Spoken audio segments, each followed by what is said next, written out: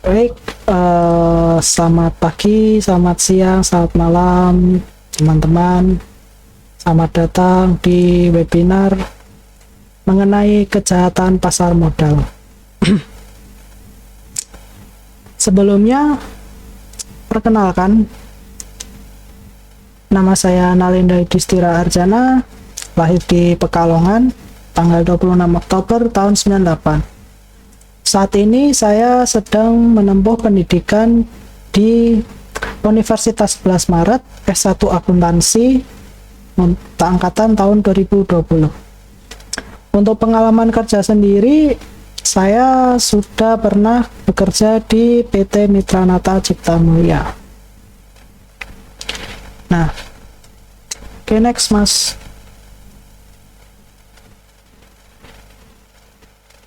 Nah, di sini saya akan menjelaskan mengenai apa itu pasar modal. Yang kedua yaitu apa saja kejahatan pasar modal.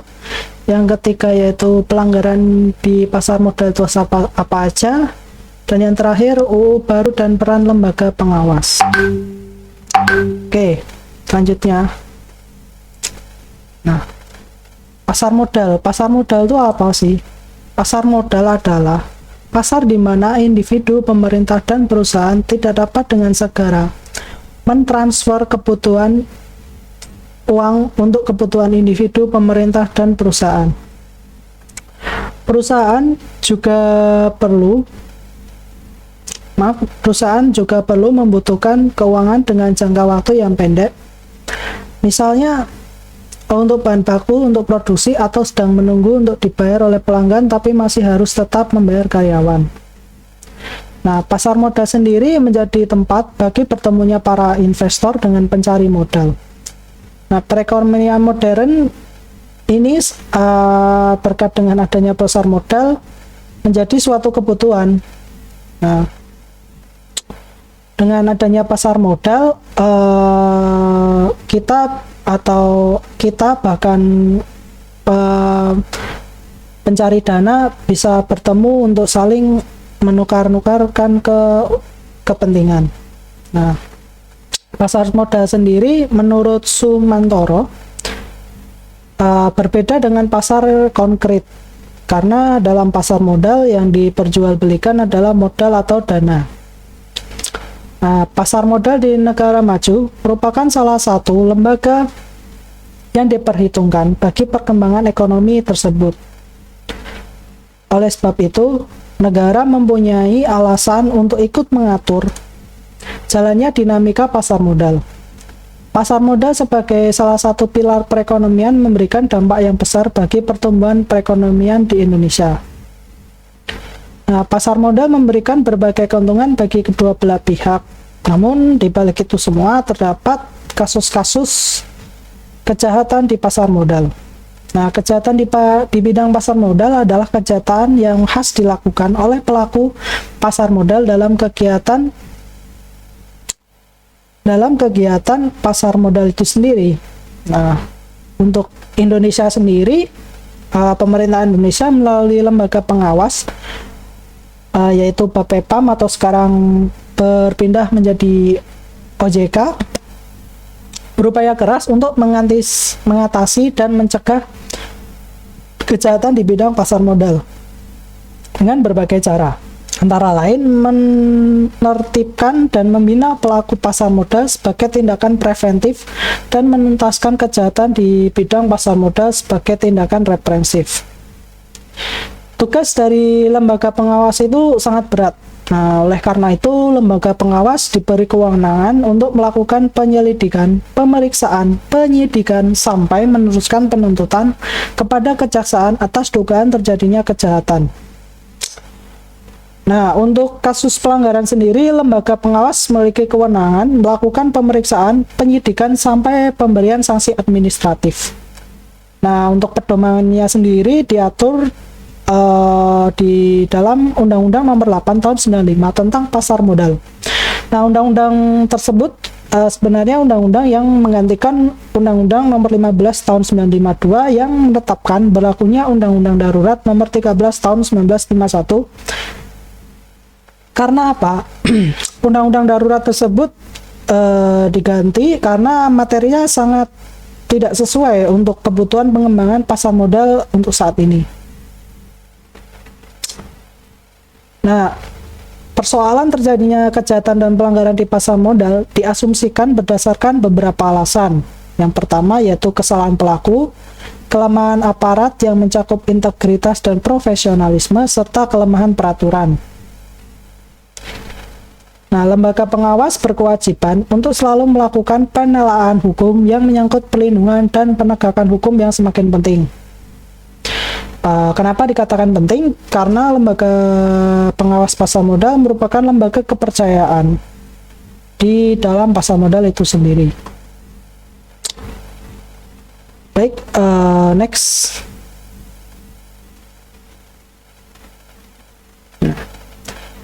Berikut contoh-contoh kasus mengenai kejahatan di pasar modal, khususnya untuk pasar modal di Indonesia. Yang pertama yaitu adanya skandal dugaan pemalsuan laporan keuangan yang dilakukan oleh mantan direksi PT Tiga Pilar Sejahtera. Nah, atas skandal ini melibatkan dua mantan direksi yaitu Stefanus Joko Mogoginta dan Budi Istanto. Nah, manipulasi laporan keuangan sendiri terjadi pada laporan keuangan di tahun 2017 yang dilakukan dengan cara menggelembungkan piutang oleh 6 distributor dari yang nilainya sebesar 200 miliar rupiah menjadi 1,6 triliun. Nah, untuk ke-6 distributor itu sebenarnya adalah milik dari Joko sendiri yang dicatatkan sebagai pihak ketiga. Nah, kasus lainnya adalah yang saat baru-baru kemarin terjadi yaitu kasus PT Asuransi Jiwasraya.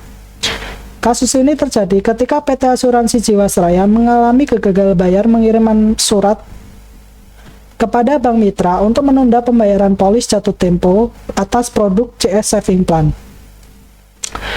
Hasil audit investigasi terhadap Jiwasraya di bulan sama pun mendapati hasil bahwa gangguan likuiditas yang menyebabkan penundaan pembayaran klaim sebesar 802 miliar rupiah pada November 2018 yang kemudian naik menjadi 12,4 triliun pada akhir tahun 2019. Nah, sebelum diterbitkannya laporan investigasi ini, diketahui bahwa Jiwasraya sebelum dinyatakan gagal bayar memiliki cadangan dana yang mumpuni. Nah, ketika dinyatakan gagal bayar, cadangan dana tersebut mengalami pembekuan dan tidak bisa digunakan. Sehingga pada akhirnya nasabah serta pihak ketiga tidak bisa mengakses hak mereka. Nah, dari telah laporan ini terlihat bahwa kasus gagal bayar Jiwasraya berdampak terbatas terhadap kondisi pasar modal di dalam negeri. Dampak terbesar dari kasus Jiwasraya bukan pada penurunan nilai IHSG, melainkan pada penyusutan jumlah transaksi di pasar modal, baik dilakukan oleh investor institusi maupun investor retail. Begitu juga dengan frekuensi transaksi harian di bursa yang turun melambat. Nah, atas fenomena ini tentu merugikan investor dan pihak pasar modal, yaitu BEI selaku pelaksana pelaksanaan pasar modal ini, karena pasar modal menjadi tidak liquid karena frekuensi transaksi harian yang turun, sehingga investor yang seharusnya bisa menjual sahamnya dengan cepat karena frekuensinya turun dan sepi, maka akan memerlukan waktu. Oke, next.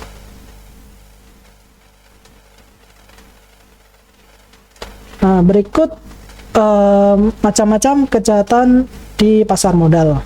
Di sini ada dua, yaitu manipulasi pasar dan perdagangan orang dalam. Next.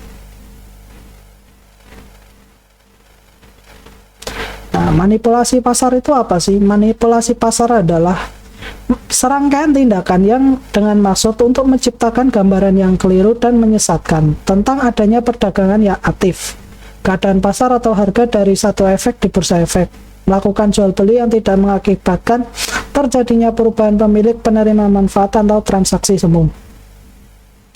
Manipulasi ini terutama akan lebih mudah dilakukan di bursa-bursa di mana jumlah investor relatif sedikit. Karena dengan demikian, antara satu investor dengan investor lainnya dapat saling berhubungan untuk mengadakan kesepakatan-kesepakatan tertentu yang maksudnya untuk memanipulasi pasar. Selain itu, manipulasi pasar ini dapat juga dilakukan dengan transaksi tanpa adanya saham atau tanpa adanya pengalihan hak atas saham. Nah, berikut adalah modus-modus yang digunakan oleh pialang di bursa untuk melakukan manipulasi pasar. Next. Di sini ada dua, yaitu transaksi semu dan transaksi pembentukan harga. Next.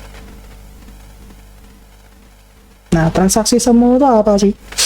Transaksi semu itu adalah sebagaimana kita jual beli yang pada umumnya, jual beli di bursa itu sama saja seperti kita jual beli pada umumnya, di mana ada pertukaran antara uang dan barang. Nah, di transaksi semu ini terjadi pertukaran uang atau perpindahan uang dari satu pihak ke pihak lain, namun barang tersebut tidak berpindah secara kepemilikannya. Penekanan pada tidak adanya pengalihan pemilik penerimaan manfaat atas saham ini bukan hanya karena merupakan suatu syarat untuk terjadinya transaksi semu, tetapi untuk mengingatkan bahwa dalam hal transaksi semu, unsur tidak adanya pengalihan uang juga tidak diperhatikan. Jadi transaksi semu itu cuma berpindah uangnya saja, tapi barang itu tetap. Nah, itu mudahnya. Nah, di Indonesia sendiri ada aturan mengenai transaksi semu. Di dalam pasal 1425 hingga 1435 KUH Perdata, transaksi semu dilarang karena biasanya dilakukan untuk memberikan gambaran bahwa suatu efek di perdagangan di bursa. Sehingga orang-orang akan mengira bahwa efek tersebut itu aktif. Nah, motifnya itu apa? Motif dari transaksi ini biasanya dilakukan oleh pialang yang mempunyai hubungan-hubungan tertentu dengan emiten. Misalnya pialang yang memiliki pekerjaan menjaga saham. Maksudnya menjaga saham itu adalah menjaga harga saham di rentangan harga tertentu yang sudah disepakati bersama antara pialang dengan pelaku tersebut. Nah, atau bisa saja yang mempunyai portofolio cukup banyak atas saham tersebut mempunyai nasabah yang memiliki emiten tertentu dalam jumlah besar. Ada dua pekerjaan pialang di kejahatan transaksi semu ini. Yang pertama menjaga agar harga saham tidak jatuh, dan yang kedua menjaga agar para nasabah si pialang tersebut tetap menyimpan saham emiten yang dimaksud dalam jumlah besar. Next. Nah, selanjutnya adalah pembentukan harga. Cara lain untuk melakukan manipulasi pasar adalah dengan melakukan pembentukan harga. Cara ini biasanya dilakukan dengan maksud untuk melakukan suatu transaksi pada harga tertentu. Transaksi seperti ini dapat dilakukan baik dengan menaikkan atau menurunkan harga, sehingga tujuan pembentukan harga ini dapat dilakukan dengan berbagai cara. Contohnya, seorang nasabah menyuruh dua broker untuk melakukan transaksi pada suatu harga tertentu. Atau dengan cara lain, seorang pemodal menyuruh temannya untuk melakukan order jual atau beli pada satu broker, sedangkan dirinya melakukan order jual beli pada broker lainnya dengan harga yang telah dibentuk tersebut. Nah, transaksi ini dilakukan tanpa adanya peralihan uang dan efek, tetapi dapat juga dilakukan dalam arti yang sebenarnya, yaitu ada uang dan barang, tetapi pemodal yang menjadi perekayasa harga ini menyediakan uang bagi temannya untuk melakukan pembelian tersebut. Cara seperti ini bisa juga dilakukan misalnya dengan menyuruh anak atau istri, sehingga sebenarnya transaksi ini bukan merupakan transaksi yang sebenarnya. Pembentukan harga ini biasanya dilakukan pada transaksi di papan reguler. Jadi di pasar modal itu ada papan akselerasi, papan reguler, dan lain-lain ya. Nah, untuk transaksi ini terjadi di papan reguler.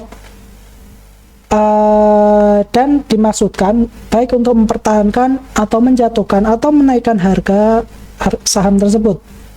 Nah, pembentukan harga pada transaksi tutup atau di papan closing kadang-kadang juga dilakukan karena harga yang diminta oleh nasabah dan yang terjadi di pasar reguler berbeda agak jauh. Sesuai dengan peraturan yang berlaku di Bursa Efek Indonesia, transaksi yang dilakukan di papan tertutup sendiri barulah berpedoman pada harga di papan reguler. Karena pada waktu itu harga di papan reguler tidak sesuai dengan permintaan nasabah. Untuk itu, pialang yang akan melakukan transaksi ini akan melakukan pembentukan harga sehingga transaksi yang akan dilakukan di papan tertutup memenuhi harga yang dikehendaki oleh nasabah. Dengan berlakunya ketentuan baru di Bursa Efek Indonesia sekarang, maka untuk transaksi seperti itu sulit untuk dilakukan. Next.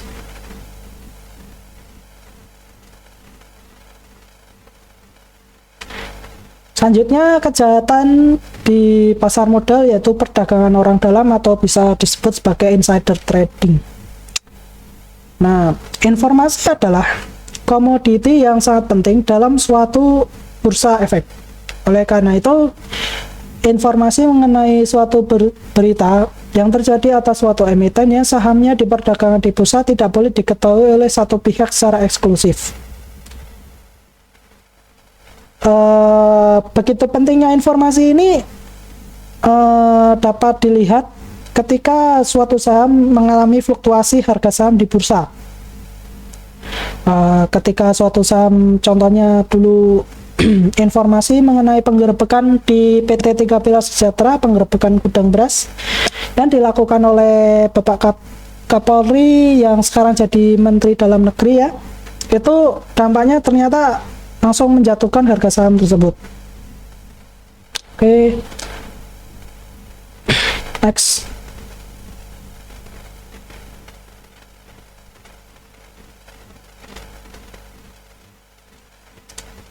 Selanjutnya yaitu undang-undang baru. Nah, kejahatan di pasar modal bukanlah hanya merupakan masalah baru yang akan dihadapi oleh penegakan hukum ke depan, tetapi mungkin merupakan masalah yang mungkin akan sangat sulit untuk pembuktiannya apabila hanya diserahkan kepada penyidik yang mempunyai latar belakang atau awam di bidang pasar modal. Hal ini karena kejahatan di pasar modal sendiri dilakukan tanpa adanya bukti atau tidak terlihat secara fisik, tetapi cukup dengan perintah-perintah lisan saja telah mengakibatkan kerugian yang luas terhadap masyarakat investor, serta dapat menurunkan kepercayaan masyarakat terhadap pasar modal kita. Nah, akibat lain dari kejahatan ini mengakibatkan mundurnya perekonomian suatu negara karena pasar modal di masa yang akan datang diharapkan akan menjadi andalan dalam pengumpulan dana bagi pembangunan ekonomi bangsa. Dengan adanya sebuah undang-undang pasar modal yang komprehensif, ini tidak hanya akan memberikan landasan hukum yang kuat bagi usaha lembaga pengawas untuk melakukan enforcement secara konsisten terhadap pelanggaran-pelanggaran yang terjadi di pasar modal, tetapi juga merupakan different faktor sehingga pelaku pasar modal akan berpikir dua kali dalam melakukan hal tersebut. Nah, di sini peran lembaga pengawas itu sangat penting karena dengan adanya lembaga pengawas, pasar modal menjadi ada pengawasnya. Jadi gini, ketika terjadi transaksi yang mencurigakan, lembaga pengawas ini bertugas untuk melihat apakah ini terjadi transaksi yang terindikasi transaksi yang merugikan banyak pihak. Jika memang terjadi transaksi itu merugikan banyak pihak, maka peran lembaga pengawas itu yaitu menghubungi broker, atau ketika kita berdagang di pasar modal tentunya kita perlu adanya broker atau perantara. Nah, lembaga pengawas itu akan menghubungi si broker itu karena Broker itu yang tahu siapa dalang dibalik transaksi tersebut. Nah, setelah dihubungi dan lembaga pengawas tahu siapa pelakunya, maka lembaga pengawas akan menghubungi pihak yang terkait dengan transaksi tersebut. Mereka meminta keterangan terkait transaksi tersebut, dan apabila terbukti ada indikasi kecurangan atau merugikan banyak pihak, maka pihak tersebut akan dituntut oleh lembaga pengawas dan dikenai denda. Oke, next. Nah, ini peran lembaga pengawas yang sudah saya jelaskan tadi. Next. Nah, status sebagai lembaga pengawas ini perlu diperhatikan karena pasar modal jelas merupakan suatu bidang yang sangat khusus yang sampai saat ini boleh dibilang sama sekali tidak banyak dikenal oleh penegak hukum di kalangan pasar modal. Nah, dengan adanya Departemen Keuangan, status ini lembaga pengawas tentu akan menjadi semakin mandiri dalam menentukan kebijaksanaan dan perkembangan di pasar modal di masa yang akan datang. Next. Nah, kesimpulan dari tadi, tindakan manipulasi pasar adalah merupakan serangkaian tindakan yang dimaksudkan untuk menciptakan gambaran yang keliru atau menyesatkan tentang adanya perdagangan aktif, keadaan pasar atau harga dari suatu efek di bursa efek. Seperti melakukan jual beli yang tidak mengakibat terjadinya perubahan pemilikan atau penerimaan manfaat, atau bisa disebut sebagai transaksi semu dan pembentukan harga. Nah, ketentuan untuk mengenai masalah manipulasi pasar sendiri untuk di Indonesia saat ini diatur dalam pasal 180 hingga 189 KMK 1548. Nah, kejahatan pasar modal sendiri sebenarnya kejahatan yang melanggar prinsip keterbukaan, yaitu maksudnya berupa penyimpangan penggunaan dana dari yang tercantum dalam prospektus, melakukan window dressing atas laporan keuangan, dan sebagainya. Untuk menegakkan prinsip keterbukaan tersebut, lembaga pengawas tampaknya perlu diberikan wewenang yang lebih luas.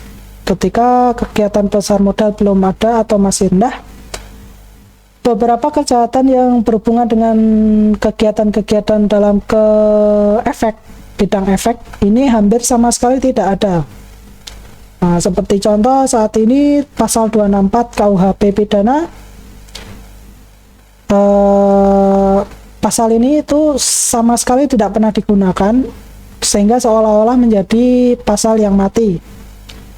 Sehingga kalaupun ada kejahatan, ya berwajib tentu cenderung akan menggunakan ketentuan dalam pasal 263 KUH pidana yang mengatur tentang pemalsuan surat berharga, bukan pasal 264 yang mengatur mengenai pemalsuan efek. Nah, tindakan manipulasi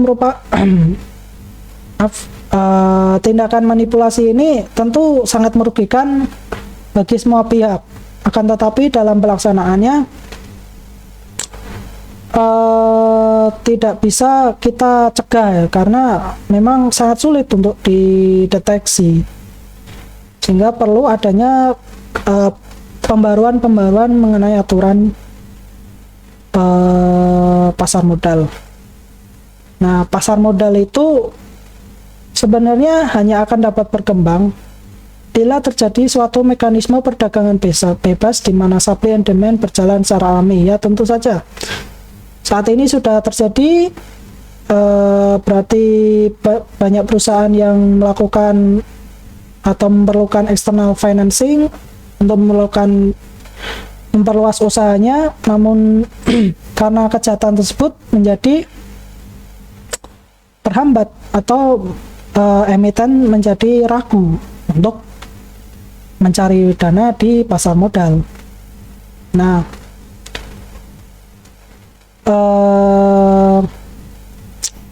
setiap pasar modal itu sebenarnya mempunyai kekhususan tersendiri. Misal di pasar modal di negara berkembang mempunyai karakteristik transaksi yang cenderung lebih sedikit dibandingkan pasar modal di negara maju. Ya tentu saja, karena di negara berkembang orang cenderung untuk masih menggunakan prinsip-prinsip lama untuk menginvestasikan, atau malah orang-orang dalam hal pendidikan masih belum mengetahui adanya pasar modal. Oke, next. Terima kasih untuk webinar terima kasih untuk webinar hari ini. Berikut yang sudah saya sampaikan, mohon maaf apabila ada kekurangan dan kesalahan. Untuk selanjutnya yaitu sesi tanya jawab, akan saya buka untuk 2 penanya. Saya persilahkan. Oke, Mas Ayatul, saya persilahkan untuk bertanya. Terima kasih Saudara Nalendra. Saya ingin bertanya, kan banyak terjadi kasus adanya insider trader. Salah satunya yang ada di Indonesia yaitu kasus yang menimpa Beni Cokro. Nah, bagaimana cara menangani kasus tersebut menurut Saudara Nalendra? Terima kasih. Baik, akan saya langsung jawab ya untuk ini. Nah, untuk kasus Beni Cokro sendiri, ada cara yang bisa dilakukan, yaitu dengan membentuk lembaga pengawas di pasar modal yang bertugas untuk mengawasi adanya praktik-praktik kecurangan di pasar modal yang seperti praktik insider trader tadi. Pengawas tersebut mengawasi kegiatan perdagangan, dan apabila terjadi indikasi adanya kecurangan, maka pengawas tersebut akan menghubungi pihak broker selaku perantara perdagangan untuk mencari tahu siapa pelaku yang melakukannya dan memintai keterangan, serta jika terbukti maka akan dilakukan tuntutan ke meja hijau. Begitu jawaban dari saya. Apakah menjawab? Terima kasih Saudara Nalendra. Baik. Oke, untuk pertanyaan selanjutnya yaitu Mbak Cecil, saya persilakan.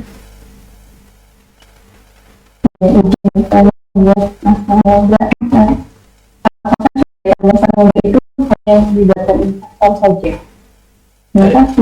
Baik, saya jawab.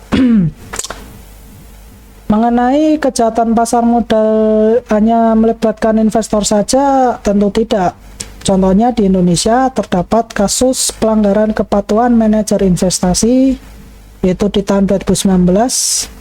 OJK telah membubarkan 6 produk reksadana pendapatan tetap dan membekukan izin 1 wakil manajer investasi dan investigasi dan penyidikan terhadap 1 manajer investasi. Nah, untuk tahun 2020 OJK melanjutkan pemeriksaan kepatuhan pada 40 manajer investasi dan produk pengelolaan investasinya. Lalu OJK juga memantau kepatuhan emiten dan menemukan beberapa pelanggaran seperti 26 emiten yang belum melakukan RUPS dan pemenuhan kewajiban bagi emiten, yaitu memberikan laporan keuangan dan laporan tahunannya. Sedangkan untuk tahun ini OJK akan melakukan pemeriksaan teknis terhadap 32 perusahaan publik. Nah, dari kasus-kasus itu tentu tidak hanya investor saja yang terlibat di kejahatan pasar modal. Tentu ada manajer investasi yang tadi disebutkan, serta ada emiten-emiten yang terlibat juga dalam kejahatan ini. Nah, tentu kejahatan selain yang disebutkan di awal yang saya sebutkan di seminar, ada pelanggaran kepatuhan profesi dan lembaga penunjang. Nah, di sini OJK menemukan bahwa ada indikasi kesalahan perhitungan nilai aktiva bersih atas reksadana pendapatan tetap oleh salah satu manajer investasi, dan keterlambatan laporan NAB reksadana serta pengawasan valuasi dalam portofolio reksadana yang belum optimal. Nah, untuk menindaklanjuti hal tersebut, OJK telah mengeluarkan perintah tindakan tertentu terhadap 11 bank kustodian dan akan melanjutkannya dengan pemeriksaan kepatuhan kepada 3 bank kustodian reksadana pada tahun ini.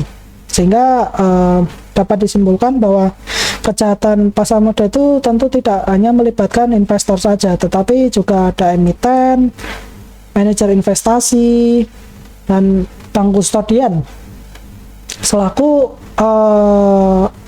pihak yang diberikan amanah untuk menjadi tempat penitipan atas efek yang kita miliki. Begitu pertanyaan jawaban dari saya. Apakah menjawab?